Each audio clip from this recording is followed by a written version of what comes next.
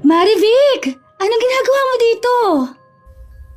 Pwede bang dito muna ako, ha? Oo naman. May problema ka ba sa bahay niyo? Lagi naman eh. Gusto ko na ngang maglayas sa amin eh. Hindi ko nga lang alam kung paano mamuhay na mag-isa. Gusto mo palang bumukod. Dapat pinag-igihan mo na lang ang pag-aaral mo noon. Hindi sana may maganda kang trabaho ngayon. Noon pa naman eh, wala na akong hilig mag-aral. Alam mo ba kung gaanong karaming bata ang naghahangad na makapag-aral lang? Isa ka sa mapalad na nabiyayaan na makatungtong sa paaralan, tapos yan lang ang sasabihin mo. Hindi ko naman siguro kasalanan na lumaki ako sa maayos na pamilya, na kayang ibigay ang mga kailangan ko. Kaya nga maswerte ka kesa sa kanila. Kaya sana, huwag mo sayangin ang oportunidad, no? Mas matanda ako sa'yo pero kung pangaralan mo ko para kang ate ko. Mas matanda ka nga sa akin. Isip bata ka naman. Pwede ba kahit ngayon lang? Huwag mo muna akong sermonan. Kaya lang naman kita pinagsasabihan para na rin sa kabutihan mo. Nag-aalala naman ako sa'yo eh. Alam ko naman yun. Kaya lang kasi nakakarindi na rin eh. O sige, hindi na. Pwede mo bang sabihin sa akin kung ano na naman ang problema mo sa inyo? Nag-away na naman kami ni Itay. Nakarating kasi sa kanya ang pakikipagrelasyon ko kay Riley. Kahit ako ayaw ko sa boyfriend mo eh. Sa dami naman kasi ng lalaki, sa kanya ka pa talaga pumatol. Mahal ko si Riley at ganun din siya sa akin. Ano bang problema niyo sa kanya? Imposible na hindi mo alam kung anong mga ginagawa niya. Kung saang gang siya nabibilang. Marivic, masamang impluwensya si Riley sa'yo. Ayaw lang kita mapahamak ng dahil sa kanya. Kung ang tinutukoy mo, yung sinasabi nilang adik si Riley, inggit lang ang mga nagpapakalat ng ganyang chismis. Tingnan mo nga kung paano magbihis at magsalita. Alam mo pareho talaga kayo ni tatay. Hinusgahan niyo na agad si Riley dahil sa panlabas na anyo niya. Hindi ko siya hinuhusgahan. Marami lang akong naririnig na hindi maganda tungkol sa kanya. Hindi ka na naman magpapatalo sa akin eh. Ang mabuti pa, wag na natin siyang pag-usapan. Mabuti pa nga. Baka nagugutom ka, may pagkain dyan. Pwede bang matulog muna ako? Inaantok na kasi ako eh. Oo naman. Maiwan muna kita dito sa kwarto ha. May gagawin lang ako sa labas. Bata pa lang magkaibigan na kami ni Marivic. Sa lugar namin kilala ang pamilya niya na nakakaangat ang buhay kumpara sa iba. Mabait din ang mga magulang niya. Lalo na ang kanyang ina nung nabubuhay pa. Sa kasalukuyan may bago na ulit asawa ang kanyang ama na si Mang Artemio. Mabait naman ang babae at marunong makisama sa kanila. Sadyang sutil lang ang kaibigan ko. Lola, nandyan na pala kayo. Nagawa ko na po ang inuutos ninyo. Nandito ba ngayon ang kaibigan mong si Marivic?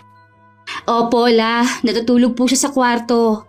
Paano niyo po nalaman na nandito si Marivic sa bahay? Nakita ko kasi na may ibang tsinelas sa labas eh. Oo nga po pala. Nakalimutan ko ipatabi sa kanya eh. La, nagsabi po pala si Marivic na kung maaari dito daw muna siya sa atin. Nagkaproblema na naman ba sila ni Artemio? Opo, ang pinag-awayan nila tungkol sa pakikipagrelasyon niya kay Riley. Sutil din kasi ang kaibigan mo eh. Bakit hindi niya gayahin ang mga kapatid niya na mababait at responsable sa buhay? Hindi naman po ako nagsasawa sa pangaral sa kanya. Siguro po, hindi pa siya handang makinig. Kailan siya makikinig? Kapag napahamak na siya o mga tao sa paligid niya? Kaya nga po kailangan pa rin niya ang gabay. Isa po kasi sa ikinagagalit niya yung pag-aasawa ulit ng tatay niya. Wala namang masama doon. Mabait naman ang madrasta niya at inaasikaso ang tatay niya. Hindi ba niya naiisip na balang araw magkakaroon sila ng mga kapatid niya ng sariling pamilya? Sino makakasama ng tatay nila pagtanda? Iyon nga po ang sabi ko sa kanya eh. Wala namang masama kung dumito siya sa atin kesa kung saan pa siya mapunta. Hindi lang ako sang-ayon sa nobyo niya. Sa dami naman kasi ng lalaki doon pa siya nagkagusto. Kaya nga po sila nagkagalit na namang mag-ama. Hindi ko rin po gusto si Riley pero kilala ko po si Marivic na kapag kinokontra, lalong ipipilit ang gusto. Mabuti nga sa tagal niyo magkaibigan hindi kanya naiimpluwensyahan sa masamang gawain. Kilala niyo naman po ako, hindi ako basta nagpapa-impluwensya. Alam ko po ang tama at mali. Sana naman balang araw, magising ang kaibigan mo at maimpluwensyahan mo magbago. Bata pa naman po si Marivic, magbabago pa rin po siya. Bandang hapon na nang magising si Marivic. Nagpasama siya sa akin sa labas. May kailangan lang daw siyang kausapin.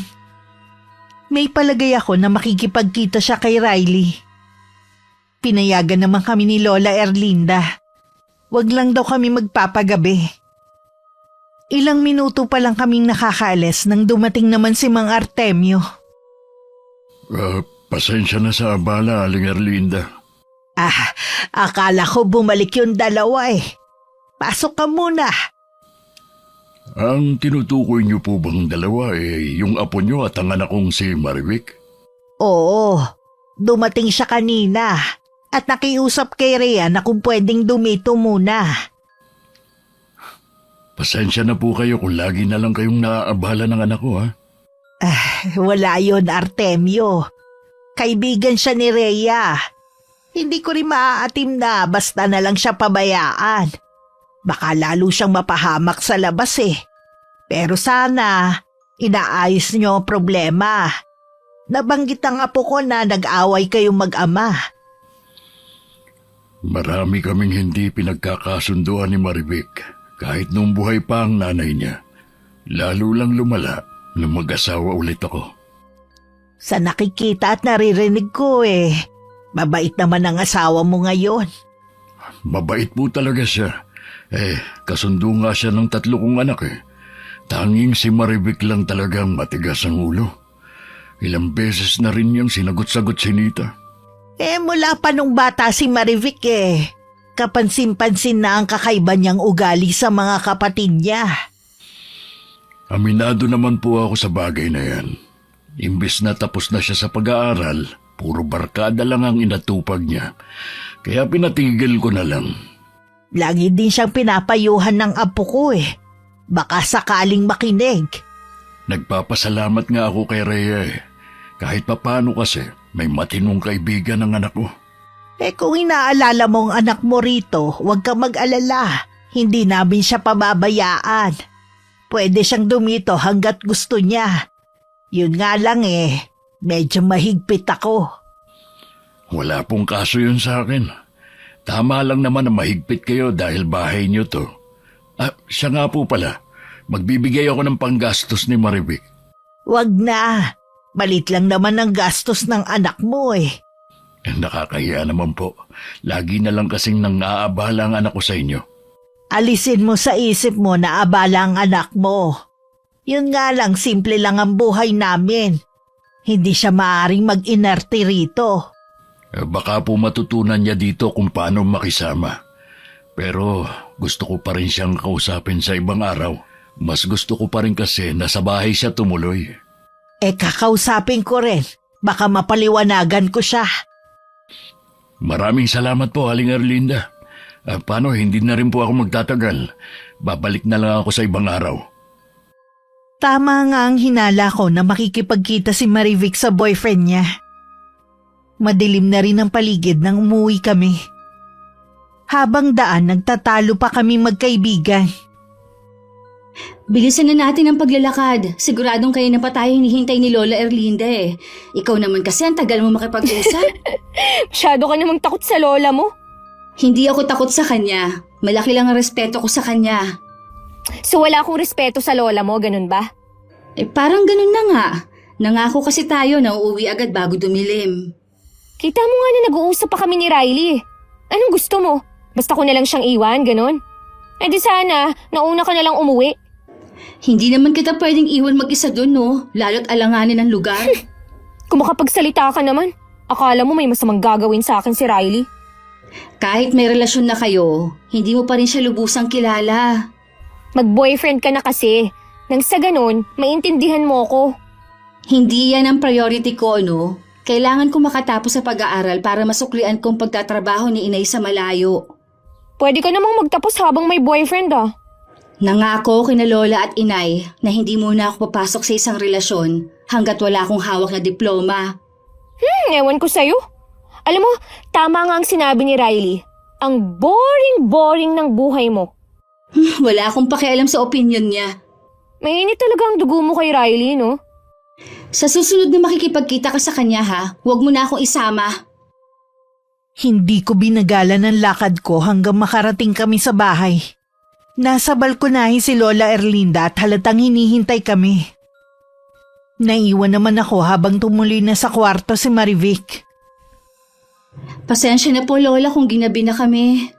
Hindi ko na kayo tatanungin kung saan kayo galing. Pero ayoko nang maulit na gabihin kayo sa labas ng bahay, ha? Opo lola, hindi na po ito mauulit.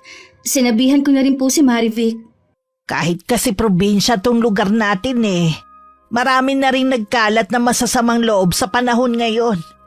Gusto ko lang kayong ingatan na magkaibigan. Alam ko naman po yun, la. Siya nga pala. Tumawag ang inay mo kanina. Bukas daw magpapadala siya ng pera. Bayaran mo na raw ang balanse mo sa eskwelahan. Opo, lola. Bukas po ng umaga ako pupunta sa bayan. Paalala ko lang, iha ha. Mahirap ang trabaho ng inay mo sa Maynila. Wala siyang inihingi na anumang kapalit sa kanyang pagsasakripisyo. Pero ang nais niya makapagtapos ka. Dahil yun lang ang may pamamana niya sa'yo. Alam ko naman po yun. Kaya nga po pinagbubutihan kong pag-aaral. 1 taon na lang naman po magtatapos na ako. Sabi ko nga sa nanay mo tinutupad mo ang pangako mo sa amin. Siyempre naman po, la. Kayo ang dahilan ko kung bakit gusto ko magtapos. Tara na sa kusina. Nakaluto na ako ng hapunan natin. Tawagin mo na ang kaibigan mo. Tinulungan ko muna maghain si Lola Erlinda bago ko tinawag si Marivic. Alanganin pang ang dumulog sa hapagkainan ng kaibigan ko. Siguro nakakaramdam din ng hiya sa lola ko. Pasensya na kayo, Lola Erlinda ha, kung ginabi kami ng uwi ni Rhea. Hindi naman sa pinaghihigpitan kita, iha ha. Kaya lang kasi nasa puder kita. At kung ano man ang mangyari sa'yo pananagutan kita. Huwag po kayong mag-alala, hindi na po mauulit. Siya nga pala, galing dito ang itay mo. Ang bilis naman yung makatunog na nandito ako. Ano raw po ang kailangan niya? Gusto lang niyang makatiyak na nasa mabuti kang kalagayan. Sus, ngayon pa siya nag-alala sa akin ah. Baka napapahiya siya dahil sa ibang bahay ko pa gustong makitira kesa sa mismong bahay namin. Ano bang dahilan ng galit mo sa iyong ama? Hindi mo ba alam na mapalad ka kumpara sa iba dyan? Nagpatong-patong na po ang galit ko kay tatay Sa tingin ko, hindi na kami magkakasundo kahit kailan. Huwag mong sabihin yan. Iisa lang ang magulang natin. Naranasan mo nang mawalan ng ina. Gusto mo bang mawala ang itay mo na hindi kayo nagkakasundo? Kasalanan niya po kung hindi kami magkasundo. Hindi siya gumagawa ng paraan para magkaayos kami. Mabuti pa po kumain na tayo. Lumalamig na po ang pagkain. Nabuti pa nga. Kanina pa ako nagugutom Sige na. Mauna ka nang kumuha ng ulam.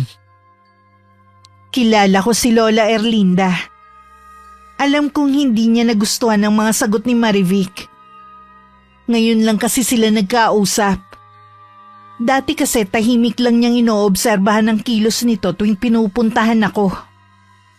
1 linggo na sa amin si Marivic. Nang madatnan namin ni Lola Erlinda na nasa sala namin siya kasama ang boyfriend na si Riley. Wala naman sinabi si Lola. Pero alam kong hindi niya nagustuhan ang naabutan. Kaya naman masinsinan kong kinausap si Marivic. Bakit mo naman pinapunta dito si Riley? Anong masama? Boyfriend ko naman siya. Hindi ka naman kasi nagpaalam na papupuntahin mo siya. Baka nakakalimutan mo. Bahay ito ni Lola Erlinda. Pasensya na. Nakalimutan ko Akala ko ayos lang sa inyo. Ikaw na rin ang nagsabi na mabigat ang dugo ko sa boyfriend mo. Sana naisip mo na hindi siya pwede dito. Parang maliit na bagay nagagalit ka. Hindi ako nagagalit. Sinasabi ko lang sa'yo ang hindi ko gustong mga ginagawa mo. Hindi naman kasi porke na dito ako nakatira sa bahay mo. May karapatan ka ng pagsalitaan ako. Baka nakakalimutan mo din. Magkaibigan lang tayo. Pasensya ka na kung lagi kita napagsasabihan.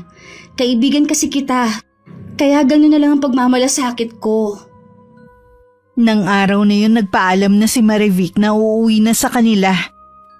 Maayos naman siya nagpaalam kay Lola at maging sa akin. Nag-away ba kayo ng kaibigan mo kaya siya biglang nagpaalam? Pinagsabihan ko lang po siya. Hindi ko rin gusto ang ginawa niya. Kaya mabuti na rin na umuwi na lang siya sa kanila. Hindi tayo ang taong makakapagpabago sa kanya. Naimpluwensyahan na po kasi siya ni Riley eh. Wala na po siyang bukang bibig kundi ang boyfriend niya. Hayaan na lang natin ang kanyang ama magdisiplina sa kanya. Tayo kasi may limitasyon lang kahit gusto natin na mapabuti siya. Oo nga po. Nasaktan din ako sa sinabi niya kanina na kaibigan lang ako. At wala akong karapatan na pagsabihan siya. Kita mo na ang ugali ng kaibigan mong yon. Ganun pa siya pagkatapos natin siyang tanggapin sa bahay natin. Hindi naman siya dating ganun magsalita. Sabi nga pala ng inay mo kung gusto mong magbakasyon sa kanya ngayon sem break mo. Padadalhan ka raw niya ng pamasahe. Tamang-tama daw uuwi din ang dalawa niyang kasama sa probinsya. Wala siyang kasama sa boarding house. Ay, sige po Lola. Magbabakasyon po ako sa Maynila. Matagal ko na pong gusto na makarating doon. Sabi ko na nga ba matutuwa ka. Kayo po ba Lola hindi sasama? Pinipilit nga ako ng inay mo Sabi ko, hindi ko na kayang mahabang biyahe. Dito ko na lang kako siya hihintayin pag uwi niya. Konting tiis na lang po Uuwi na rin sa atin ang inay. Nang mga sandaling yun, hindi na rin nagulat si Mang Artemio na madatnan sa bahay nila ang anak niya. Mabuti naman at umuwi ka na. Nakakahiya naman kina Aling Erlinda at doon ka pa nakituloy. Alam mo naman na hikaos din sila sa buhay. Hikaos ba yung nakakapag-aral si Rhea? At 1 taon na lang magtatapos na? Hindi pa yun matalino ha? Sadya lang talaga na masipag at matyaga si Rhea para makatapos. Masipag din ang nanay niya. Biruin mo nagtitiis na maging janitress sa Maynila para mapag-aral ang anak.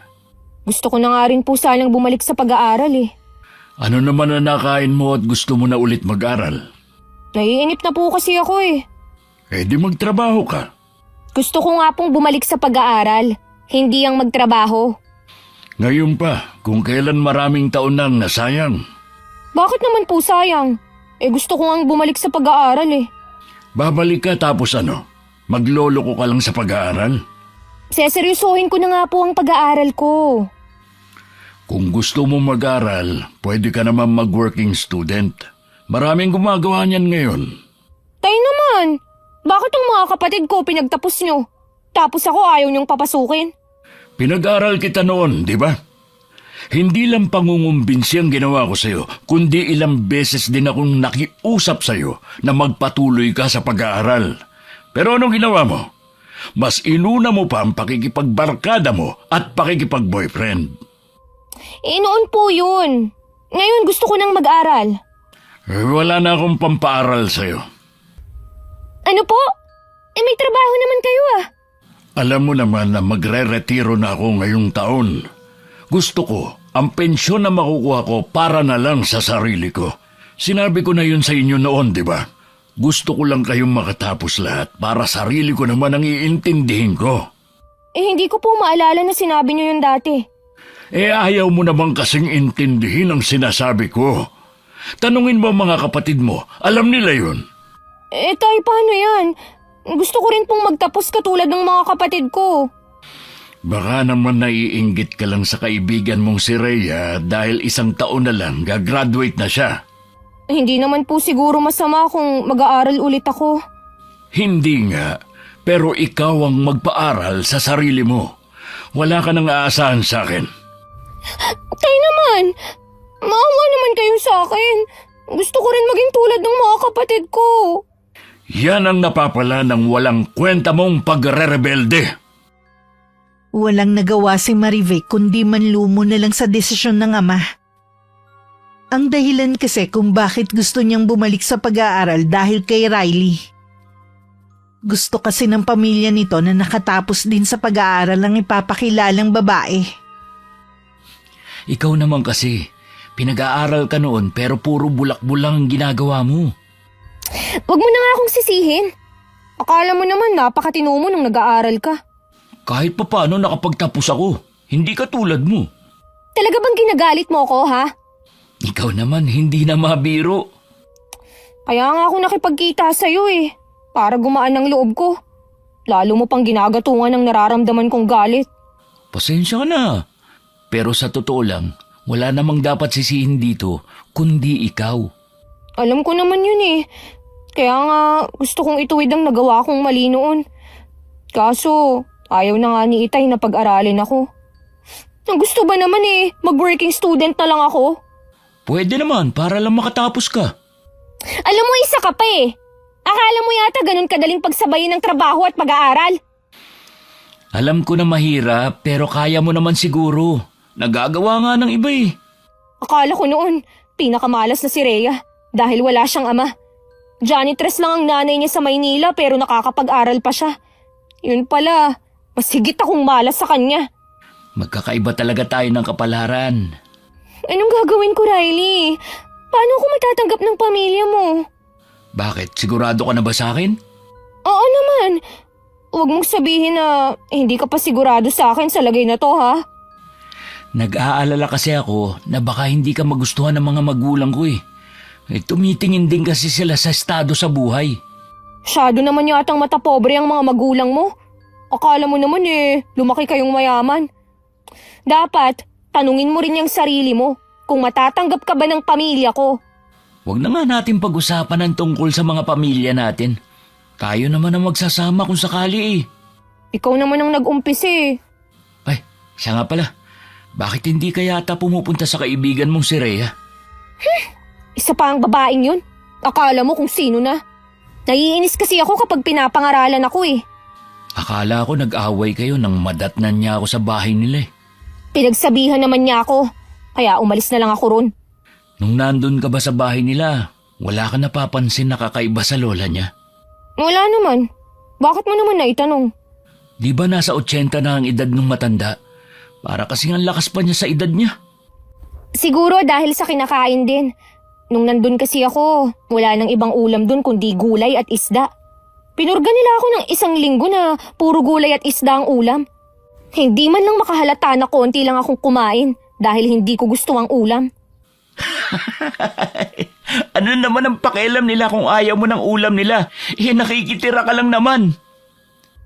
Iniisip ko kasi na magiging espesyal ang trato nila sa akin dahil bisita ako. Mabuti hindi nasira ang pagkakaibigan nyo nang dahil sa pagtira mo dun. Mula pagkabata, magkaibigan na kami ni Rhea. Lagi siyang nandyan kapag kailangan ko ng makakausap at masasandalan kapag may problema ako.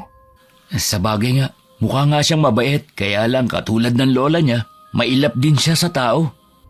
Focus kasi yun sa pag-aaral. Ako lang yata ang kaibigan niya Kursunada pa naman siya ng isa kong kaibigan, kaya lang nasusupladahan sa kanya Ilang beses daw niyang nginitian, umiwas lang daw ng tingin, masyado raw pakipot. Subukan niya kamong ligawan kapag nakatapos na ng pag-aaral. Baka sakaling pansinin na siya. Kaya lang naalala ko, pagkatapos nga pala niyang mag-aral, sa Maynila daw siya mag-a-apply ng trabaho. Mabuti pa siya makakarating sa Maynila. Huwag mong sabihing naiinggit ka sa kaibigan mo. Hindi magkaibigan kami ni Rhea. Walang dahilan para mainggit ako sa kanya. Kasi kung ayaw mong matupad ang pangarap niya, may paraan para mahadlangan natin siya. Tigilan mo na nga si Rhea. Ayoko na pinagpaplanuhan niyo siya ng masama. Hindi nagpakita sa akin si Marivic hanggang makaalis ako sa lugar namin para magbakasyon. Sumagi sa isip ko na baka galit siya sa akin. Inalis ko muna sa isip ang alalahanin ko. Gusto ko kasi mag-enjoy sa bakasyon ko. Hindi nga ako nagkamali. Maganda talaga sa Maynila. Nakakamangha ang naglalakihang gusali at mga mall. At ang ingay ng iba't ibang uri ng sasakyan. Alam ko na magiging masaya ang pagtigil ko rito. Ilang araw na ako sa Maynila nang dumalaw si Marivic sa bahay. Labis ang gulat niya nang sabihin ni Lola kung nasan ako. Kailan pa po siya umalis? Mga 3 araw nang nakakalipas. Hindi ba sinabi sa'yo ni Rhea? Hindi pa po kasi kami nagkikita mula nung umalis ako dito sa inyo. Sa inyo ka na ba ulit umuwi? Opo, bumalik na po ako sa bahay namin. Hanggang kailan po si Rhea sa Maynila? Buong bakasyon siya ron. Maganda nga yun para makasama naman niya ang kanyang ina. Kasama nga po niya ang nanay niya. Naiiwan naman po akong mag-isa rito. Kahit naman mag-isa lang ako dito kaya ko naman. Mas matagal ko naman nakakasama ang apo ko kaysa sa nanay niya. Sa bagay nga po. Sige po hindi na rin ako magtatagal. Sige iha. Bumalik ka na lang kapag nandito na siya ha. Tatawagan ko rin po siya. Mabuti pa nga para makumusta mo naman siya. Tipid lang nang umiti si Marivic kay Lola bago naglakad palayo. Sa di kalayuan nakita naman ni Lola na naghihintay si Riley. Nagkibit-balikat na lang si Lola at saka pumasok na sa loob ng bahay. Bakit ang bilis mo naman yatang bumalik? Wala naman si Rhea. Nasa Maynila siya, nagbabakasyon. Wow! Sosyal naman pala ang kaibigan mo. Doon pa talaga nagbabakasyon? Mabuti pa siya nakarating na sa Maynila. Ikaw, malabo ka na makarating doon. Mabubulo ka na sa lugar natin. Pareho lang tayo, no? Akala mo naman may mararating ka sa buhay. Pasalamat ka pa nga pinatulan pa kita. Kahit hindi maganda ang reputasyon mo. Kaya nga bagay tayong dalawa Mabuti pang umuwi na muna ako. Kakausapin ko din si Itay. Kukulitin ko siya na pag-aralin ulit ako sa pasukan. Good luck sa'yo. Sakto nang dumating si Marivic sa kanila, naroon ang ama at ang kanyang madrasta. Tiningnan pa niya ng masama ang babae bago tiningnan ng ama. Tila naramdaman naman ng asawa ng kanyang tatay na parang nakakaistorbo lang siya sa dalawa. Kaya nagpaalam muna na may gagawin sa kusina. Darating pa kaya ang panahon na rerespetuhin mo ang tiyanita mo? Bakit?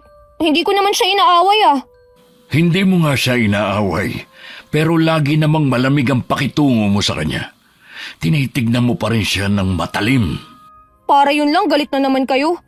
Wala na talaga akong ginagawang tama sa bahay na to Wala naman talaga. Kahit nung nabubuhay pa ang inay mo, napakatigas na ng ulo mo.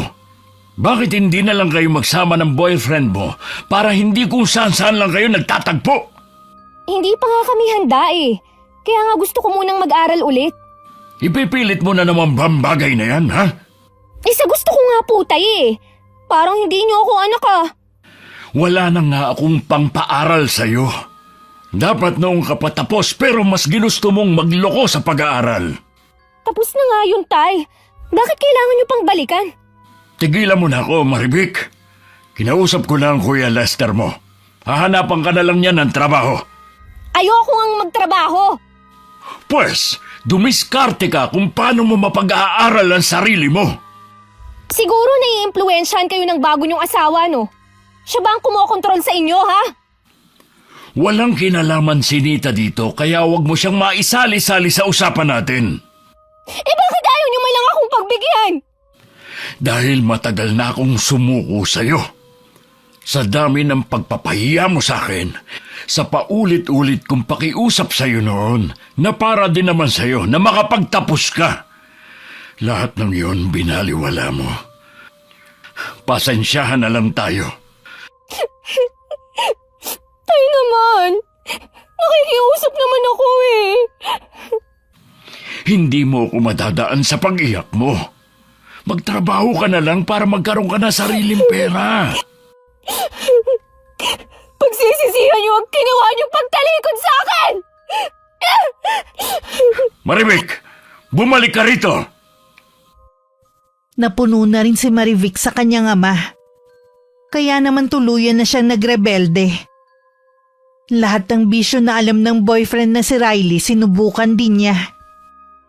Tama na yan. Lasing ka na eh. Wag mo nga akong pakialaman. Kung ayaw mong basagin ko sa mukha mo ang boteng hawak ko, lumayo ka sa akin. Sige, bahala ka. Nag-aalala lang naman ako sa iyo eh. Tatay ko nga, wala nang pakialam sa akin eh.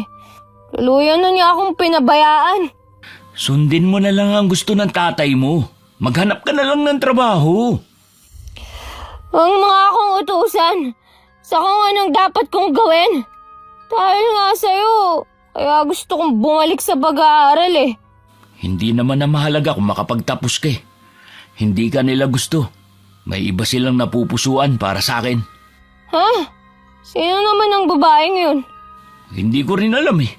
Wala rin naman akong interes kaya hindi ko na inalam kung sino. Wala naman palang kwenta ang buhay ko eh. Ayos lang na nagpakasira na lang ako. Ikaw naman, maliit na bagay eh, magre-rebelde ka. Sabi ko naman sa'yo, ako ang pakikisamahan mo at hindi sila. Kung hindi lang siguro namatay si inay, hindi magkakaganito ang buhay ko. Bakit naman kasi kasama pa siya sa mga na-aksidente noon? Wala ka nang magagawa. Sinundo na siya ni kamatayan eh.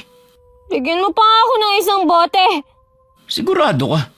Baka mamaya gumapang ka na naman pa uwi. Basta bigyan mo pa ako.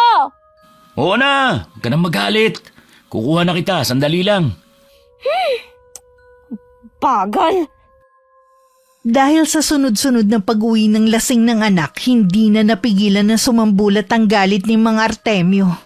Kinabukasan kahit natutulog pa ang kaibigan ko, ginising niya ito. Bumangon ka dyan. Mag-usap tayo. Bakit ba ang aga-aga eh? Galit na naman kayo. Imbis na magbago ka, lalo ka pang nagre-rebelde. Wala ka na nga silbi sa bahay na ito. Puro pakahihiyan ang inaakyat mo. Kung kailan ka tumanda, tsaka ka naman umasta na parang teenager. Kasalanan niyo naman po kung bakit ako nagkakaganito eh. Imbis na kasi ipakita mong karapat dapat kitang bigyan ng isa pang pagkakataon, ito pang ginagawa mo. Kung saan-saan ka nagwawala, kasama ng boyfriend mo na wala rin pangarap sa buhay. Yan bang ikinagagalit niyo ha? Yung pagkawala ko? Ang gusto ko, tumino ka. Ayusin mo yung buhay mo.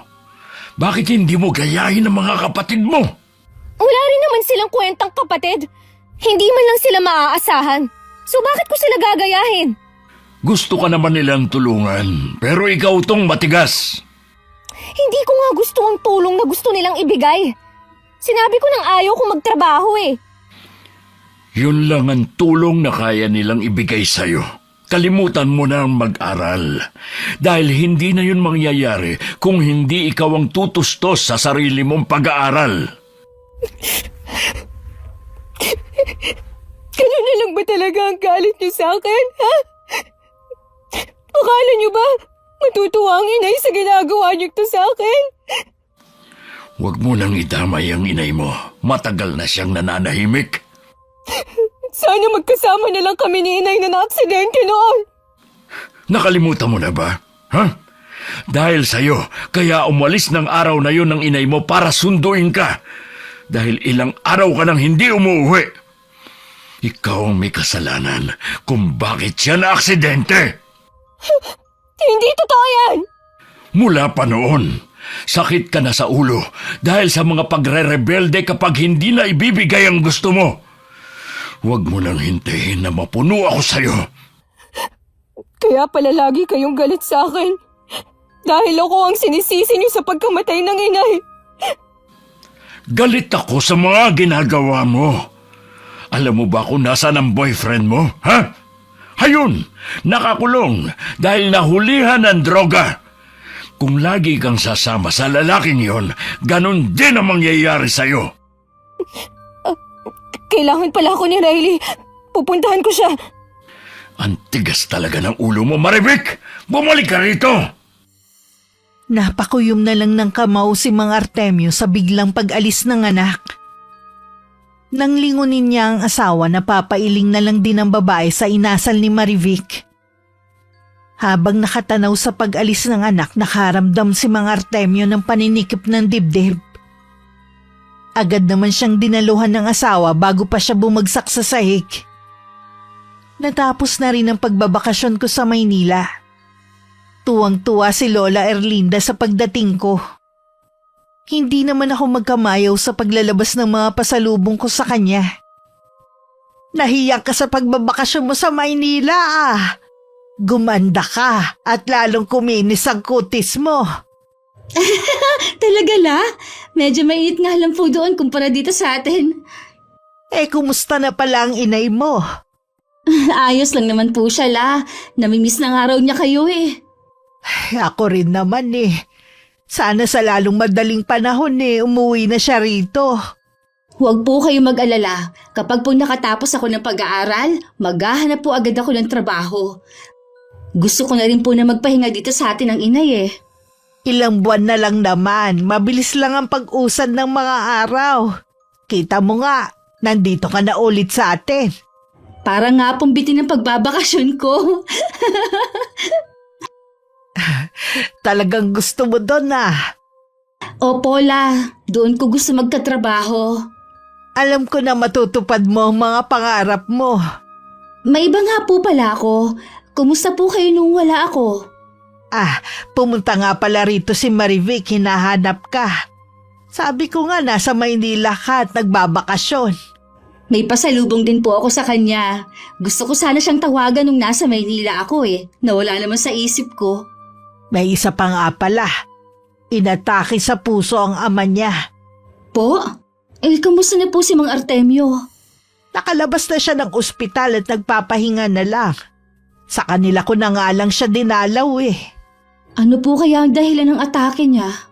Sabi ni Nita, nagtalo raw ng araw na yun na mag-ama. Hindi na daw kasi masikmura ng tatay ang ginagawa ng kaibigan mo. Lalo't nabalitaan na nahuli ng pulis ang boyfriend niya. Totoo pala talaga ang balita na gumagamit ng droga ang Riley na yun at mga kaibigan. Ang tigas din po kasi ng ulo ni Marivic eh. Sinabihan ko na siya dati ng tungkol kay Riley. Noon pa po kasi kalat na ang balitang yan. Pero hindi siya naniniwala. Tingin niya sinisiraan lang ang boyfriend niya ng mga taong naiinggit doon. Wala ko nakikita na kainggit-inggit sa taong yun, no? Ano ba nakita ng kaibigan mo sa kanya?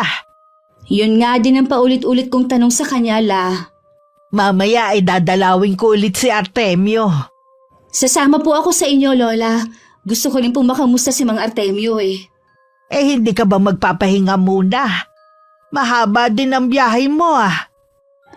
Hindi naman po ako pagod eh. Mamayang gabi na lang po ako magpapahinga. Iba talaga kapag bata pa. Hindi pa gaano napapagod sa biyahe. Inayos ko lang ang ibibigay kong pasalubong at niyaya ko na rin si Lola na pumunta na kami. Pagdating namin sa kanila, mag-asawa lang ang nandun. Hindi na raw doon nakatira ang kaibigan kong si Marivic. Nag-aalala ako na baka lalo siyang mapariwara kung hindi namin siya makikita. Sinubukan niyo na bang lumapit sa mga pulis? Yung isa ko na lang daw na anak ang bahala. Sana naman po umuwi na si Marivic. Sana maisip man lang niya ang kalagayan ninyo. Nabanggit nga pala ng lola mo na sa Maynila ka nagbakasyon. Kumusta naman ang nanay mo? Ayos lang naman po siya. Ang swerte ng nanay mo sa'yo. Lumaki ka kasing mabait at masunuring bata. Sana katulad mo si Marivic. Huwag po kayo mawalan ng pag-asa. Magbabago rin po si Marivic. Maiisip rin po niya ang mga mali niyang ginagawa. Sana nga.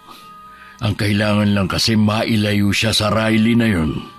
Sa tingin ko siya nag-uudyok na gumawa ng masama ang anak ko. Mahal na mahal po kasi siya ni Marivic eh. Tingin ko po hindi niya basta iiwan ng boyfriend niya.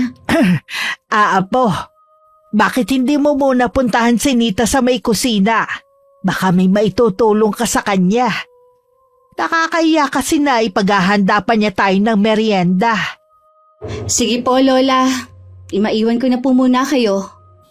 May gusto po ba kayong sabihin sa akin na ayaw niyong marinig ni Rhea? Oo, yun ang dahilan kung bakit ako dumalaw. Walang alam si Rhea sa kakayanan na meron ako. Nakita niyo ba ang mangyayari sa hinaharap? Medyo malabo ang nakikita ko. Pero alam ko na may kinalaman ito sa'yo at sa anak mo. Sabihin niyo kung anong nakita ninyo. Mas makakabuti na hindi nyo na muna pauuwin dito si Marivic. May trahedya akong nakikita na mangyayari sa hinaharap na may kinalaman siya. Kung hindi ba dito uuwi si Marivic, posible bang mapigilan ang mangyayari? Hindi ako sigurado pero ito lang ang naiisip ko. Sige, sasabihin ko sa anak ko na itigil na muna ang paghahanap kay Marivic. Pasensya ka na kung kailangan ko tong sabihin sa'yo, ha? Nagpapasalamat nga po ako sa inyo dahil binalaan niyo ako. Hindi ko nakakayanin na may trahedya na namang mangyayari sa pamilya ko. Aling Erlinda, si Marivic kaya ang nagdadala ng kamalasan sa pamilya namin. Hindi ko masasagot ang tanong mong yan. Ngunit sa nakalipas na taon hinayaan ko siya maging malapit kay Rhea. Baka sakaling magbago siya. Pero lalo siyang lumala dahil siguro sa impluensya ng barkada at nobyo. Napabayaan ko din siya noon, lalo na nang mamatay ang kanyang ina. Kayo rin po nagsabi noon na may masamang mangyayari sa asawa ko dahil kay Marivic. Lahat ginawa ko para maprotektahan siya. Pero napalingat lang ng konti. Nakalabas siya ng bahay. Siguro hanggang doon na lang ang buhay ng asawa mo. Natanggap ko na rin na wala na siya. Hindi ko lang talaga maiwasan na malungkot tuwing maaalala ko ang trahedya na yon. Nang makauwi kami ni Lola, kapansin-pansin ang pagiging tahimik niya. Naisip kong baka may kinalaman ang pag-uusap nila kanina ni Mang Artemio. Uusisain ko sana siya kaya lang nakakaramdam na ako ng antok. Nagpaalam na lang ako na matutulog ng maaga at hindi na maghahapunan. Busog pa kasi ko dahil sa masarap na meriendang niluto ni Aling Nita. Habang nakahiga, naalala ko ang pag-aasikaso sa amin ng babae. Kahit noon wala akong nababalitaan na may masamang pag-uugali siya. Kaya nakakapagtaka na hindi makasundo ni Marivic. Nakatulugan ko na ang pag-iisip sa bagay na yun. Kinabukasan maaga akong nagising. Sinilip kita kagabi, pero mahimbing ka na natutulog. Pasensya na, Lola, kung hindi ko kayo nasaluan sa hapunan. Hindi na rin ako kumain kagabi. Busog pa rin kasi ko Naparami nga po ang kain ko ng pansit at biko na niluto ni Aling Nita. Ang bait niya po talaga. Kung bibigyan lang sana ng pagkakataon ni Marivic ang madrasta niya, siguradong mapapalapit siya. Iba kasi talaga ang ugali ng kaibigan mo. Oo nga po pala. Napansin ko po nung makauwi tayo kahapon, naging tahimik na kayo. May kinalaman po ba sa naging pag-uusap ninyo ni Mang Artemio? Siguro, kailangan mo na rin malaman ang lihim ko. Nasa tamang edad ka na rin naman para maintindihan mo. May itinatago po ba kayong lihim, Lola? Alam to ng inay mo at ilang taga rito. Mula pagkabata kakayanan ko na ito. Nung tumatanda na ako bihira na lang mangyari na makita ko ang mangyayari sa hinaharap. Nakikita niyo po ang mangyayari pa lang? Oo, apo. Katulad na nangyari sa nanay ng kaibigan mo. Binalaan ko silang mag-asawa noon na ang magiging sanhi ng kamatayan ni Betty ay ang mismong anak niya. Pero sadyang mas malakas ang hatak ng kamatayan sa kanya. Ano po ang sinabi ninyo kay Mang Artemio? Meron na naman po ba kayong nakikita na masamang mangyayari? Oo, may kinalaman na naman ng kaibigan mo sa trahedyang parating. Pinayuhan ko si Artemio na wag nang pauuwiin sa kanila si Marivic. Ano bang meron kay Marivic? Bakit nagdadala siya ng kamalasan sa pamilya niya? Hindi lang sa pamilya niya, maging sa ibang tao. Kaya po ba hindi ninyo gusto si Marivic? Noon pa kasi mabigat na ang pakiramdam ko sa kanya tuwing nasa paligid lang siya. Oras na maramdaman ko na banta na siya sa buhay mo, patawarin mo sana ako, Apo, kung ipapaiwas kita sa kanya. Maiintindihan ko naman po kayo kung sakali. Pero sana po hayaan niyo akong payuhan pa si Marivic. Malay niyo, ngayon makinig na siya. Sige, Iha. Gusto ko rin namang mapabuti siya. 3 araw na akong nakakabalik nang magpakita sa akin si Marivic. Nakangiti naman siya pero may kakaiba sa kanya na hindi ko matukoy kung ano. Malikot din ang mga mata niya at balisa ang kilos. Kapansin-pansin din ang pagkabawas ng timbang niya. Narinig ko nga na bumalik ka ng araw. Buti naman ikaw na ang dumalaw sa akin. Galing kasi kami ni Lola sa inyo Hindi ka na nga raw nakatira doon. Napilitan na akong umalis sa bahay na yun. Saan ka na nakatira ngayon? Sa bahay ng kaibigan ni Riley. Doon na muna ako pansamantala. Ayos ka lang ba doon? Medyo hirap nga ako Baka naman meron ka dyan kahit magkano. Sige, pahihiramin kita. Meron pa naman ako ditong natira sa pamasahe ko. Mabuti ka pa, nakarating na sa Maynila. Alam mo bang pangarap ko din makarating doon? Kaya lang, hanggang pangarap na lang siguro. Gusto mo bang makapagtrabaho doon? Pwede kong kausapin ng inay. Alam ko kasi kailangan pa ng isang tao sa pinagtatrabahuhan niya Ipapasok mo ako na janitress, ha? Ganun na ba talaga kababang tingin mo sa akin? Nakatapak ka lang sa Maynila. Tumaas na ang tingin mo sa sarili, Gusto ko lang naman na tulungan ka.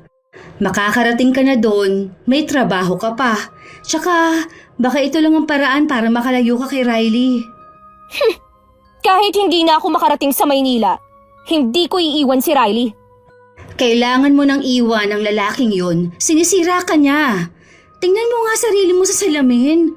Baka mamaya, pati ikaw gumagamit na rin ng ipinagbabawal na gamot. May katibayan ka ba sa sinasabi mo, ha? Siguro may gusto ka kay Riley, no? Nagkukunwari ka lang na galit sa kanya. Kahit kailan, hindi ko siya magugustuhan. At isa pa, pag-aaral ang priority ko. Oo na. Ipinamukha mo na naman sa akin na ikaw lang ang makakatapos at ako hindi. Sandali lang ako nawala. Ang laki na agad ng ipinagbago mo. Ikaw ang nagbago at hindi ako. Akala ko pa naman, tunay kang kaibigan. Wala ka rin palang ipinagkaiba sa ibang tao. Lahat ng klase ng tulong ibinigay ko sa'yo at payo. Hindi pa rin pala sapat para matawag mo kaibigan. Mula ngayon, hindi na kita kaibigan. Napilitan lang naman akong makipagkaibigan sa'yo kasi nakakaawa ka. Wala kasing gustong makipagkaibigan sa'yo dahil sa weirdo ka na nga, pati lola mo, kinatatakutan. Dahil mukha raw mangkukulam. Nasabi mo na siguro ang lahat ng gusto mong sabihin. Umalis ka na. Marami pa kasi akong gagawin Kahit nasa loob na ako ng bahay, hindi pa rin tumigil sa pagtatalak si Marivic sa labas namin. Hindi niya siguro inaasahang magiging kalmado lang ako kahit nakakagalit na ang mga binibitiwan niyang salita. Nagkulong na lang ako sa kwarto. Lingid sa akin lumabas si Lola sa likod bahay. Narinig niya lahat ang pag-uusap namin ni Marivic. Lola Erlinda, nandyan pala kayo. Ano pa ang ginagawa mo rito, ha?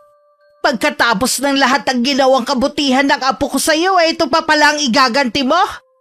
May nagawa rin naman po akong kabutihan sa apo niyo Nagkaroon siya ng kaibigan. Kayang mabuhay ng apo ko na walang kaibigan. Umalis ka na, bago pa ako makagawa ng pagsisisihan mo. Bigla na lang nanlaki ang mga mata ni Marivic at napaatras pa ng ilang hakbang bago nagtatakbo palayo. Pagdating sa tinutuluyan niya, nandun na si Riley. Nakita ang pagkainip sa muka sa paghihintay sa kanya. Saan ka ba nagpunta, ha? Kanina pa ako naghihintay sa'yo Galing ako kay Narea. May nangyari ba? Bakit namumutla ka? Totoo nga yata yung usap-usapan tungkol sa lola ni Rhea. Na ano? Namang kukulam ang matandang yun. Sira na yata ang ulo mo eh. Chismis lang yun na pinakalat ng mga magulang ko noon. Malay ko ba na hanggang ngayon marami pa rin ang naniniwala. Maniwala ka, Riley. Mangkukulam ang matandang yun. Kanina, habang kausap ko siya, biglang nagbago ang itsura niya. Naging nakakatakot siya. Yun lang. Hanggang ngayon yata may tama ka pa rin eh. Bakit ba ayaw mong maniwala sa akin, ha? Hindi naman kasi kapanipaniwala mga sinasabi mo eh. Sigurado ako sa nakita ko kanina.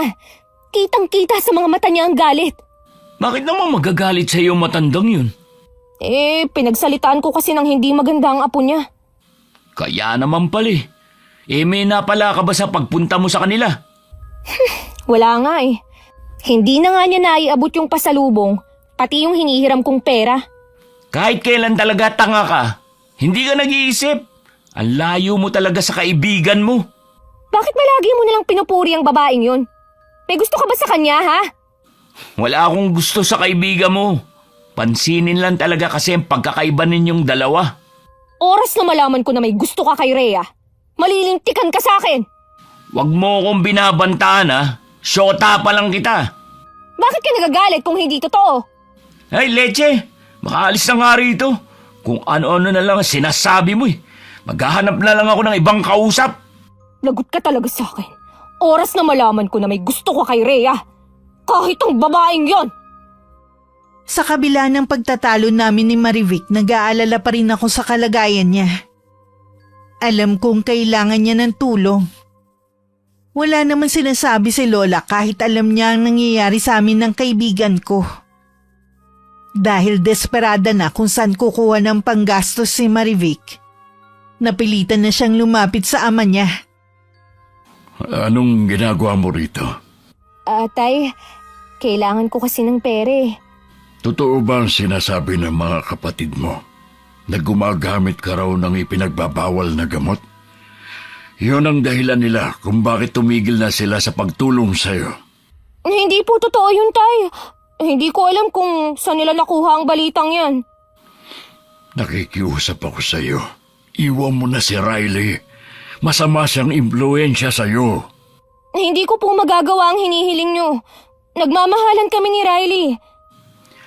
Hanggat hindi mo hinihiwalayan ang lalaking yun, wala kang makukuha sa aking pera.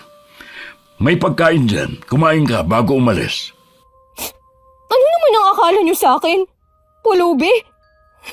Dahil ko pang namamalimos eh. Ikaw ang may kasalanan kung bakit ganyan ang buhay mo ngayon. Ako na lang lagi ang sinisisi nyo. Sino ang gusto mong sisihin, ha? Ibang tao? Ayaw nyo kasi akong intindihin eh. Buong buhay mo, wala na kaming ginawa kundi ang unawain ka. Pero sige ka pa rin sa pagre-rebelde mo. Kung tutuusin nga, mapalad ka sa ibang tao dyan. Ang dapat mo lang gawin, magpakatino pero hindi mo pa magawa. Wala naman pala akong mapapala sa pagpunta ko rito. Mabuti pa, umalis na lang ako. Mabuti pa nga. Tatanggapin na lang kita uli dito sa pamamahay ko kapag iniwan mo na ang lalaking yun. Malabo pong mangyari yun. Matinding pagpipigil lang sa sarili ang ginawa ni Mang Artemio para pigilan ang anak na umalis. Naalala niya kasi ang bilin ni Lola. Ipinagdasal na lang niya ang kaligtasan ng anak habang nasa labas. Marami pa kaming nabalitaan na kinasangkot ang gulo ni Marivic kasama ang boyfriend niya. Nakakadismaya na sa ganun lang hahantong ang buhay niya. Pero hindi na namin hawak ang mangyayari sa kanya. Siya pa rin ang magdedesisyon kung patuloy siyang magpapakasama. Alam kong galit na galit ka sa tatay mo dahil tuluyan ka ng pinabayaan. Wala na akong tatay at mga kapatid. Kabilog na nagmadrast ako ang mga ulo nila. Lalo tuloy akong nagagalit sa kanya. Gusto mo bang gumanti sa kanila? Ni minsan, hindi yan pumasok sa isip ko. Tuturuan lang naman natin sila ng leksyon. Ayoko, Riley. Lubayan mo na lang ang pamilya ko. Kapag ba namatay ang tatay mo, sa tingin mo, may makukuha ka? Oo naman. Kapag naibenta ang bahay namin, may party ako dun. Tinalikuran ka na nga nila eh. Paano ka pa mapapartihan? Napuno na ang tatay mo at mga kapatid mo sa pagre-rebelde mo sa kanila. Hindi maaari. Yun na lang ang meron ako. Ang hina mo rin kasi. Natitiyak ko, hahadlangan na madrasta mo na may makuha ka. Palagay ko, nagngingit-ngit na rin yun sa galit sa'yo. Ano bang paghihiganti yung binabalak mo? Naisip ko na pasukin ang bahay nyo at kunin ang mga mahahalagang bagay. May barilang Itay. Tsak nalalaban yun. Ay di lalabanan ko siya. Hindi naman ako papayag na basta na lang barilin ng tatay mo, no? Di rin ako papayag na saktan mo si Itay. Itinakwil ka na nga eh. Pinagtatanggol mo pa. Tatay ko pa rin yun kahit anong mangyari. Bahala ka na nga. Ikaw na nga tinutulungan ko eh. Ayoko lang kasi na makulong. Advance ka naman. Kulong agad na sa isip mo. Di sa tingin mo, saan tayo pupulutin kung sakaling mahuli tayo? Sige nga. Sa bagay nga. Sa aming dalawa ng tatay mo, iisa lang ang dapat matirang nakatayo. Siyempre, hindi ako papayag na maunahan ng tatay mo. Kaya hindi natin pwedeng gawin ang plano mo. Pag-isipan mo pa rin.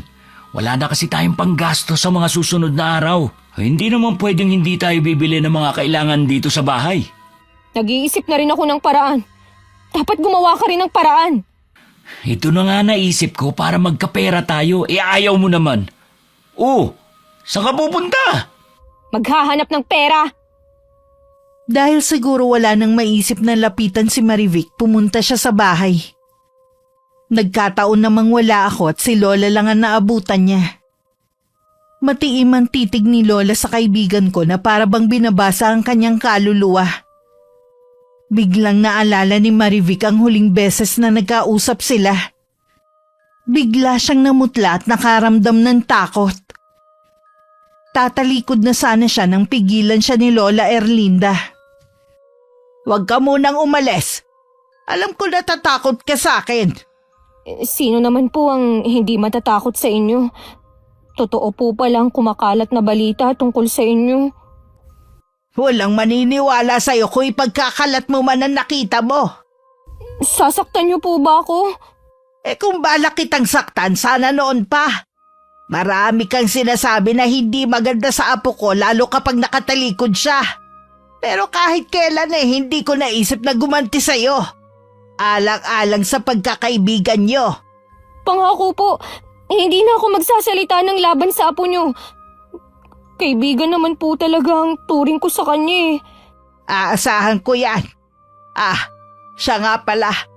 Kung ano man ang pinaplano mo sa tatay mo, wag mo nang ituloy. Mas malaking kapahamakan lamang ang naghihintay sa'yo. Hindi ko po alam ang sinasabi niyo. Wag mong ayunan ang kagustuhan ng nobyo mo. Paano niyo po nalaman ang plano niya? Marami akong kayang gawin na hindi alam ng ibang tao. Halimaw nga talaga kayo. Kung nasa matinukang pag-iisip, hindi mo yan masasabi. Itinuring pa naman kitang apo dahil kay Rhea. Hindi ko gugustuhin na maging lola ang isang tulad mo. Ang malas naman ni Rhea at ikaw pa ang naging lola niya. Alam ba niya ang tungkol sa sikreto mo? Hindi kita pipigilan kung gusto mong sabihin sa kanya ang nalaman mo tungkol sa akin. Hindi lang kay Rhea ko sasabihin. Sa buong baryo pa natin. Tingnan ko lang kung hindi ka nila sugurin dito at sunugin pati ang bahay mo.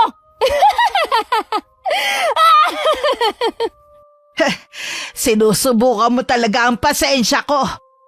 Sige lang, tumawa ka lang hanggat gusto mo. Pagkatapos ng pag-uusap ni na Lola, hindi agad umalis si Marivic. Naghanap siya ng mapagtataguan kung saan pwede niya akong abangan. Hindi naman naging kainip-inip ang paghihintay ng kaibigan ko. Dahil ilang minuto lang naman pauwi na ako. Nagulat naman ako sa bigla niyang pagsulpot sa harapan ko. Marivic, anong ginagawa mo dyan? Inaabangan talaga kita. Ganun ba? Sana sa bahay mo na lang ako hinintay. Galing na ako doon. Tara sa bahay. Doon na lang tayo mag-usap. Andito na lang tayo mag-usap. Ayoko kasing marinig ng lola mo ang mga sasabihin ko. Tungkol saan bang sasabihin mo? Tungkol sa lola mo at sa sikreto niya. Ano bang sinasabi mo? Kung biro man ito, wala akong oras na makinig sa'yo. Abala akong tao. Alam ko naman eh. Mabilis lang naman to. Sige, sabihin mo na. Alam mo bang totoo ang kumakalat noon na chismis sa lola mo? Na isa siyang mangkukulam? Ako mismo ang nagpapatunay niyan. Kitang-kita ko kung paano magbago ang anyo niya nung kausap ko siya. Sana, nagising ka na sa ginawa ko. Bakit mo ako sinampal, ha? Nagsasabi lang naman ako ng totoo, ah. Kulang pa yan sa ginawa mong pambabasto sa lola ko. Kahit masama na ang mga ginagawa mo, kahit kailan hindi siya nagsalita laban sa'yo. Maniwala ka man sa hindi. Totoong mangkukulam ang lola mo. Anong alam mo sa totoo? Hindi mo na nga alam ang pagkakaiba ng realidad at ilusyon. Paano kasi adik ka? Yan ang katotohanan, kaya kung ano-ano nang nakikita mo. Kung ako sa'yo, magparehab ka na bago mahuli ang lahat. Walang hiya ka! Hindi ako adik! Makikita mo, pagsisisihan mo ang ginawa mong to! Ikaw ang magsisisi sa ginawa mong ito. Dapat hindi na kita tinanggap na kaibigan ko. Wala ka kasing kwentang tao. Yun ang unang beses na nakapagsalita ako ng masama sa kapwa ko. Lalo na sa itinuring ko pang kaibigan. Matatanggap ko pa kung ako na lang ang pinagsalitaan niya ng masakit. Pero ibang usapan na kapag ang lola ko na ang nilapastangan niya. Pagdating sa bahay, naabutan ko si Lola Erlinda na naghihintay sa akin. Alam ko na nagkausap kayo ni Marivic. Hindi ko na po napigilan ang sarili ko, Lola. Nasampal ko na po siya sa galit ko. Hindi ko hahayaan ng kahit na sino na bastusin kayo at pagsalitaan ng hindi maganda. Hindi mo na sana siya pinatulan. Tingin ko sa kanya apektado na ang pag-iisip eh. Napuno na rin po kasi ako eh. Sana hindi niya guluhin ang pananahimik natin. Matapang lang naman po siya kapag nandyan ang boyfriend niya. May record na po sila sa barangay. Kung gusto nilang dagdagan pa, edi pumunta sila dito para manggulo. Sa nangyayari sa kanya, walang dapat sisihin kundi siya lang din. Sinabihan ko siya na magparehab, na lalo niyang ikinagalit. Isuot mo to, Apo. Bracelet? Saan po galing ito? Mula pa yan sa aking ina. Poprotektahan ka niyan sa lahat ng oras. Ibinibigay niyo na po ba ito sa akin? Oo, sa'yo na yan. Kwintas naman ang sa inay mo. Kaya kahit nasa malayo siya hindi ako nag-aalala na baka may masamang mangyari sa kanya. Hindi naman po ako lalayo. Bakit kailangan pong bigyan niyo ako nito? Hindi sa lahat ng oras lagi akong nasa tabi mo. Lalo't pasukan na naman. Mabuti nang suot mo yan. Iingatan ko po ito. Lagi ko po kayong maaalala kapag nakikita ko to. Tara na sa kusina. Naghanda ako ng merienda para sa atin. Alam kong gutom ka pagdating Lingid sa akin, nararamdaman ni Lola ang masamang balak sa akin ni Marivic sa mga susunod na araw. Ang bracelet na binigay niya sa akin ay para maramdaman niya kung nanganganib ang buhay ko. Samantala, nagpupuyos naman ang kalooban ni Marivic na umuwi sa tinutuluyan nila. Lahat ng mahagip ng kamay niya, hinahagis niya at binabato sa pader. Ano ba nangyayari sa'yo, ha? Hindi sa'yo mga gamit na narito. Bababayaran sa atin ng kaibigan ko mga nasira mo. Wala akong pakialam! Huminahon ka nga. Ano ba nangyari sa'yo? Galing ka na naman ba sa tatay mo? Nag-away na naman ba kayo? Si Rhea! Sinampal at ininsulto ako ng babaeng yon! Ha? Talaga? Nagawa niya yun sa'yo? Oo! Magbabayad siya sa ginawa niya sa akin! Hindi ko yun palalampasin! Hoy, anong balak mong gawin? Gaganti ako sa kanya. Tingnan ko lang kung may mukha pa siyang maihaharap sa mga tao pagkatapos ng gagawin ko. Baka magkulong na lang siya sa bahay nila at hindi na lumabas. Kasama ba ako sa binabalak mo? Natural! Isama mo na rin ang mga barkada mo. Parang alam ko na ang maitim mong balak ah. Baka naman magsisi ka pagkatapos. Si Rhea ang magsisisi sa ginawa niya at hindi ako. Sige, dito ka muna. Sasabihan ko lang ang tropa. Tiyak na matutuwa ang mga yon. Ilang araw ba naman na walang ganap? Sige na, puntahan mo na sila. Ilang araw nang laging umuulan sa hapon. Lagi tuloy akong atrasado nang umuwi. Kahit kasi may payong akong dala sa lakas ng ulan, mababasa pa rin ang gamit ko. Yun ang iniiwasan kong mangyari. Nang araw na yun may kinailangan pa akong daanan kaya ginabi na talaga ako. Pagbaba ko sa jeep napansin ko agad na walang tricycle na nakaparada. Wala ko nagawa kundi ang maglakad na lang. Baka may makasalubong naman ako. Hindi naman nakakatakot maglakad dahil may poste na ng ilaw ang magkabilang daan.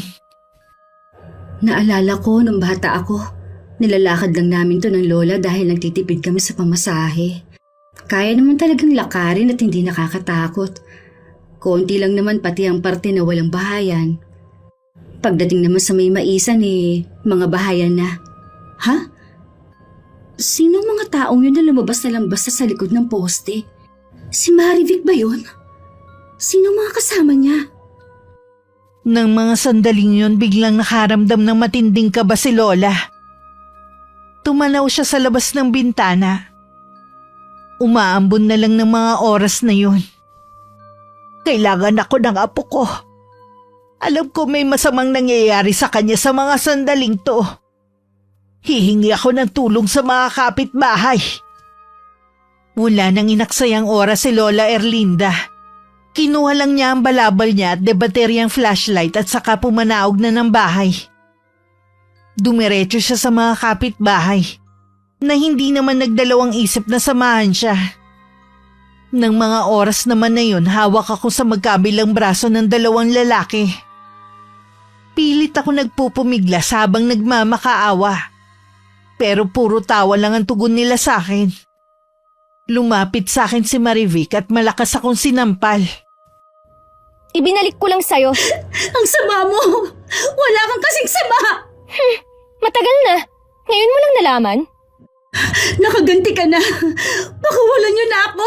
Hinihintay na ako ng lola ko. Nagmamadali ka namang umuwi. Mamaya na! Akala niyo yata, hindi ko alam ang binabalak niyo. Hindi ako tanga. Marivic, hahayaan mo ba ang kaibigan mo na babuyin ng mga to? Ang kaibigan mo nga nagplano ng lahat ng to eh. Gusto niya kasi, wala ka ng mukhang maihaharap sa mga taga rito. Mga hayop! Baboy! Kulang na lang lumabas na ang puso ko sa kinalalagyan nito sa matinding takot na nararamdaman ko. Habang abala sila sa kakatawa, naramdaman kong lumuwag ang pagkakahawak sa akin ng dalawang lalaki. Inipon ko ang lahat ng lakas ko at saka sinipa ko ang harapan ng isang lalaking may hawak sa akin. Tuluyan niya ako nabitiwan at saka ko naman itinulak ang isa pa hanggang makawala ako. Hindi agad sila nakaporma sa ginawa ko. Wala na akong inaksayang oras. Tumakbo na ako sa isang direksyon. Mga bobo! Tatayo na lang ba kayo? Habulin niyo siya! Lagot tayo kapag nakapagsumbong siya! Bilisan yung habulin! Babae lang yun! Hindi siya basta makakalayo! Napakatanga naman ng mga barkada mo! Huwag ka na magalit. Hindi naman nila sinasadya eh. Okay lang sana kung nagawa na ninyo ang gusto niyo sa kanya bago siya nakatakas. Wala na sana siyang may pagmamalaki. Oo nga eh. Ang malas naman talaga natin. Ano yun? Ha? Parang may mga taong papunta rito. Di ba malayo na to sa mga bahayan?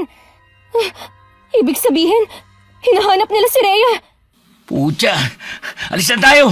Baka mga pulis yan. Bibinggo na naman ako sa mga magulang ko. Oras na mahuli na naman ako. Paano yung apat mong kaibigan? Nahayaan mo na lang ba sila? Wala na tayong magagawa. Kapag ganitong pagkakataon, kanya-kanya na. Dali, umalis na tayo ngayon din. Sige, dito tayo dumaan. Sana lang kapag nahuli sila, hindi nila tayo idamay. Kahit idawit pa nila mga pangalan natin, basta hindi tayo mahuhuli sa akto, pwede nating itanggi ang paratang. Paano kung ituro tayo ni Rhea? Siyempre itatanggi rin natin. Bilisan mo na! Bago pa nakarating sa kinaroroonan ng dalawa sina Lola Erlinda at ang mga kasama niya, mabilis na silang nakatakas sa lugar. Tanging mga gamit ko na lang ang naiwan sa basang lupa na dinampot ni Lola. Tumingin pa siya sa direksyon kung saan ako tumakbo. Nandito lang ang apo ko! Hanapin natin siya! Nag-umpisa na ulit lumakas ang ulan. Palingon-lingon pa ako sa mga humahabol sa akin. Dahil madilim na sa bahaging yun, hindi ko na namalayan na bangin na pala ang nasa harapan ko. Huli na ng mamalayan ko at bumulusok na ako pababa. At naramdaman ko na lang ang pagtama ng kanang mukha ko sa matalim na bagay. Nasa malapit lang ang apo ko. Narinig ko ang sigaw niya. Rhea! Rhea! Apo ko! Nandito na kami! Nasaan ka? Lola, nandito po ako sa ibaba. Lola Erlinda. Bago pa magdilim ang mga mata ko, nakita ko pa ang mga maliliit na ilaw na palapit sa kinaroroonan ko.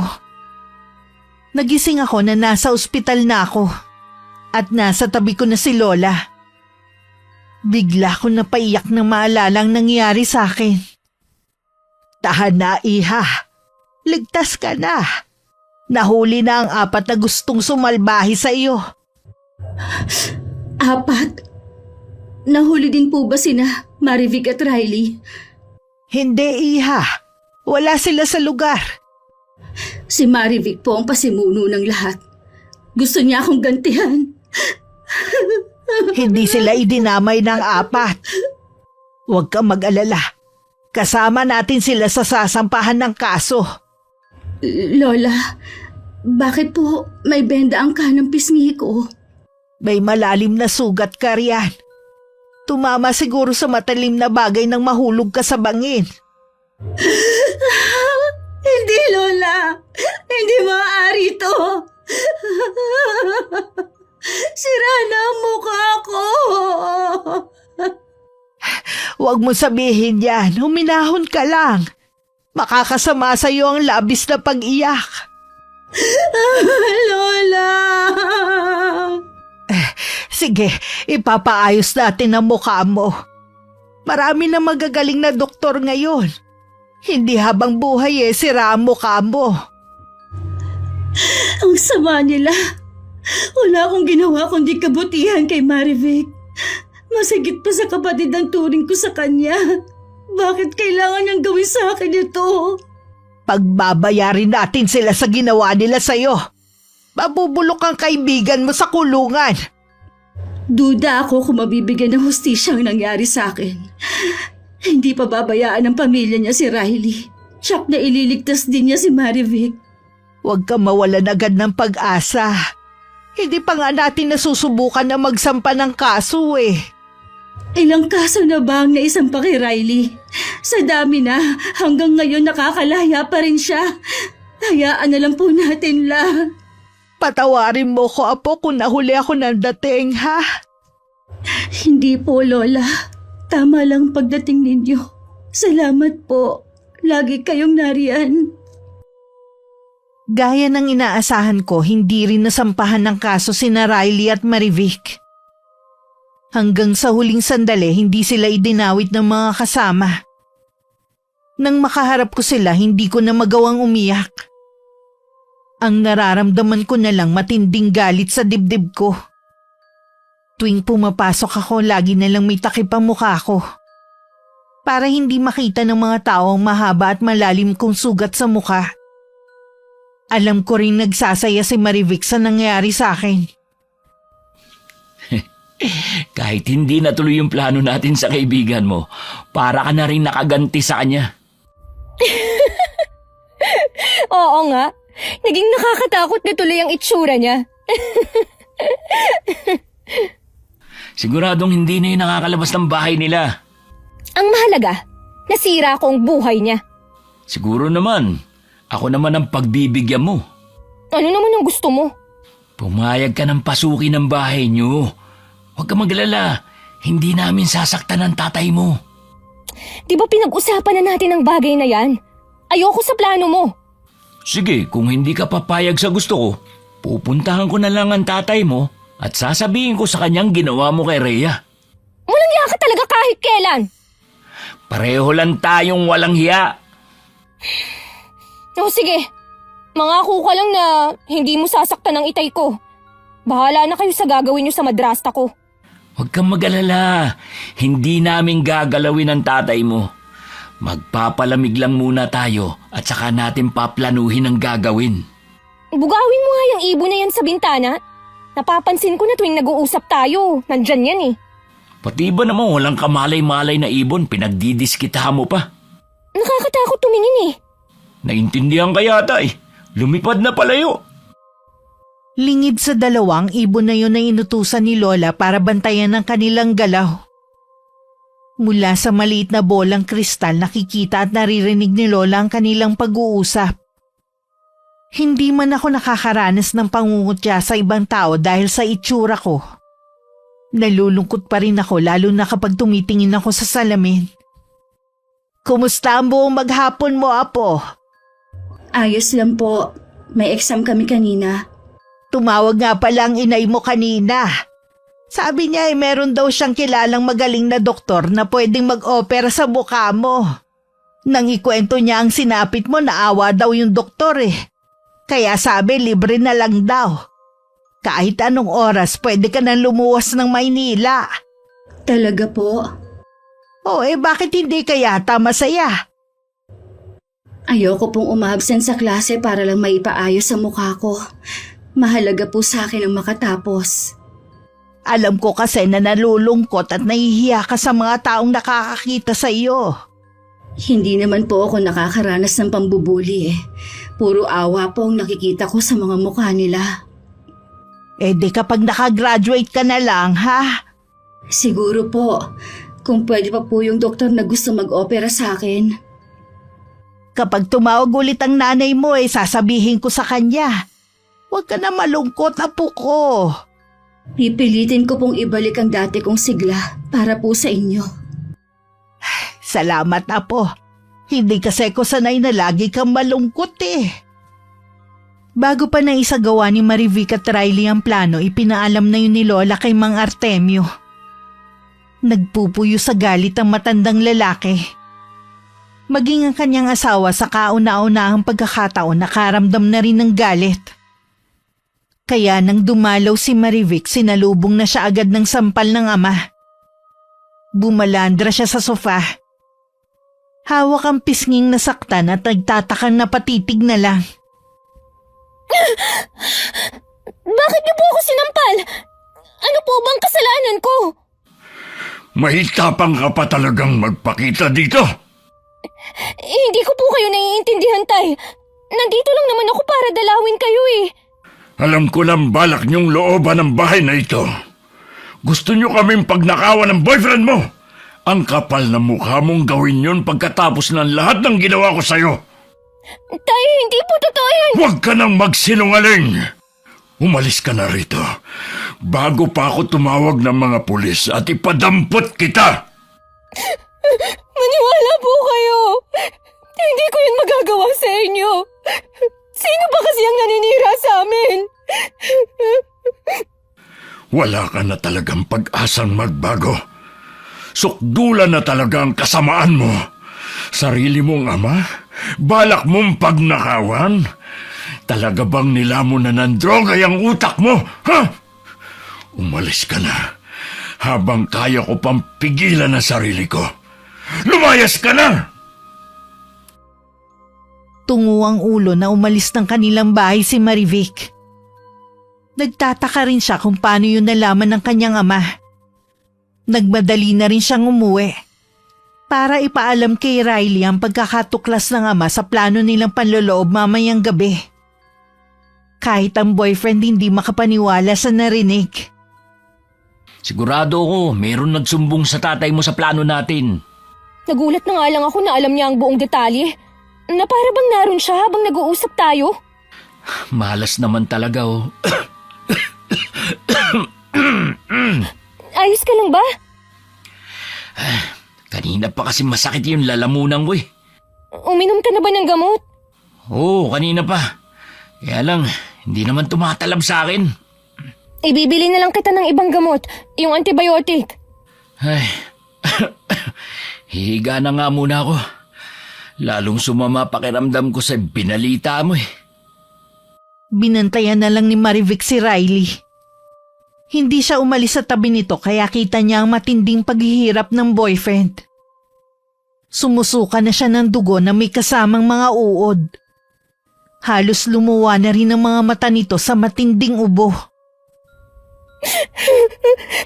Ano kayang nangyayari sa'yo? Bakit may mga uod na kasama ang suka mo? Hindi ko alam. May palagay ako na hindi pang karaniwan ang sakit ko.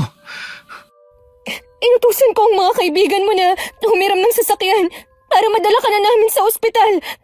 Kaya lang hanggang ngayon, hindi pa rin sila bumabalik eh. Hindi doktor ang kayang gumamot sa akin, kundi albularyo. Ha? Wala naman akong alam na albularyo.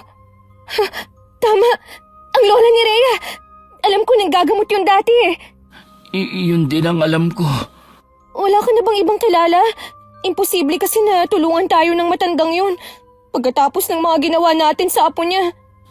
Oo nga, pero gusto ko pang mabuhay. Anong gagawin natin? Kanino tayo hihingi ng tulong? Buong gabing binantayan ni Marivic ang binata. Ipinaalam na rin niya sa pamilya ang nangyayari sa boyfriend. Kinailangan na rin nilang itali si Riley. Dahil nagwawala at sumisigaw sa matinding sakit na nararamdaman. May mga lumabas na rin na latay sa katawan nito na parang hagupit mula sa latigo. Nang mga oras na yon habang umuusal ng dasal, panay palo naman ni Lola gamit ang maliit na patpat sa litrato ni Riley. Magdusa ka hanggang ikaw na mismo ang humiling ng kamatayan mo. Walang salita ang pwedeng maglarawan ng sakit na nararamdaman mo. Ikaw naman ang isusunod ko, Marivic. Bago magbukang liwayway, binawian na ng buhay si Riley. Kalunos-lunos ang sinapit ng kanyang katawan. Hindi nila maipaliwanag kung bakit nagkabali-bali ang buto nito. Tanging pagpupumiglas lang naman ang ginawa niya. Nang sumunod na araw, si Marivic naman ang nakaramdam ng kakaiba sa katawan. Sa takot na matulad kay Riley, napilitan siyang umuwi sa bahay nila. Ayoko pang matulad kay Riley, Tay. Tatanggapin ka pa rin namin sa bahay na ito. Pero sana, magbago ka na at humingi ka ng kapatawaran sa mga taong nagawan mo ng kasalanan. Gagawin ko po yun. Basta wag niyo lang po akong pabayaan. Ano ba ang nararamdaman mo? Ang balat ko po, Tay. Tinabuhan ng mga pigsa. Sabay-sabay po yung kumikirot. Magpapahanap ako ng albularyo. Si Aling Erlinda sana, kaya lang matindi ang galit niya sa'yo. Hindi ako sigurado kung pagagalingin ka niya. Sana mapatawad nila akong maglola. Walang dapat sisihin sa nangyayari sa akin, kundi ako rin. Susubukan ko pa rin lumapit sa kanya. Baka sakaling mapagbigyan niya ako. Salamat po, Tay. Patawarin niyo rin po ako sa mga nagawa kong kasalanan sa inyo ni Tia Nita. Walang magulang ang kayang tiisin ng anak, kahit gaano man karebelde ito. Gusto rin sanang kasing sakit ng naranasan ni Riley ang gawin niya kay Marivic. Pero naiisip ni Lola si Mang Artemio at pati ako. Alam kasi niyang malulungkot din ako kapag may masamang nangyari sa kaibigan ko. Binigyan na lang niya ng malubhang sakit si Marivic para makapagsisito sa mga nagawang kasalanan. Mula nga noon nagkulong na lang sa kanilang bahay ang dati kong kaibigan. Hanggang makatapos ako na may mataas na karangalan. Nang araw na yun luluwas kami ni Lola sa Maynila. Ipapaayos ko ang nasira kong mukha at doon na rin magtatrabaho. Umalis na pala papuntang Maynila ang maglola. Doon kasi magpapa-opera si Rhea ng mukha niya. Doon na rin daw maghahanap ng trabaho, sabi ng lola niya. Nakausap ko kasi bago sila umalis. Ang swerte naman ni Rhea. Natupad na ang pangarap niya. Hindi na siguro sila babalik dito. Ang babalik na lang ay si Aling Erlinda at ang anak niya. Pero baka daw matagalan pa. Hindi man lang ako nakahingi ng kapatawaran sa kanilang maglola bago sila umalis. Sinabi ko naman na nagsisisi ka na sa mga ginawa mo. Pinatawad ka na nila. Ito nga't may ibinigay para sa iyo si Aling Erlinda. Langis daw ito para gumaling ka na. Ang bait talaga nila. Kapag gumaling po ako, aayusin ko na ang buhay ko. Makalipas nga ang ilang buwan, tuluyan nang gumaling si Marivic. Bumalik ulit siya sa pag-aaral. Sa tulong ng ama at mga kapatid niya. Sa pagkakataong yun, pinatunayan niya sa pamilya. Nakarapat dapat siya sa isa pang pagkakataon na ibinigay nila sa kanya. Wakas,